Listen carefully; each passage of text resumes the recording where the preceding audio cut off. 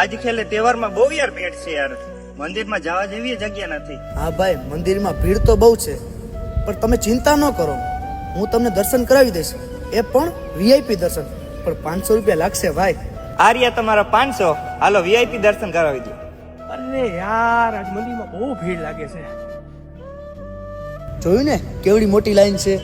હા ભાઈ, લાઈન તો બહુ લાંબી છે, લાગે છે એકાદ કલાકે દર્શન થશે. હો અરે ભાઈ, 1 કલાક નહીં, ભીડ જોઈને એમ લાગે છે કે 2-3 કલાકે વારો આવશે.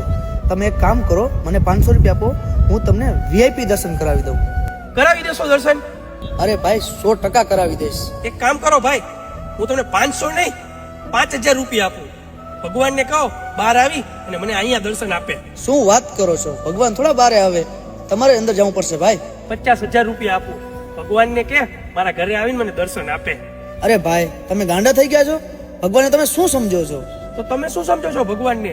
રૂપિયા છાપવાનું મશીન જે તમને રૂપિયા આપે એને જ તમે દર્શન કરાવો. આ વીઆઈપી દર્શનના નામે શું ભેદભાવ ચાલુ કર્યા છે ભાઈ? જેને ભગવાનના દર્શન કરવા છે ને, એ 1 કલાક નહીં 10 કલાક પણ લાઈનમાં ઊભા રહી અને ભગવાનના દર્શન કરવા જશે. અને તમારે જો આ વીઆઈપી દર્શન રાખવા જ છે ને મારા ભાઈ, તો તમે વડીલો માટે અને વિકલાંગો માટે રાખો, અને એ પણ 1 રૂપિયા લીધા વગર. ચાલો, જય દ્વારકાધીશ. ખોટું લાગ્યું હોય તો માફ કરજો.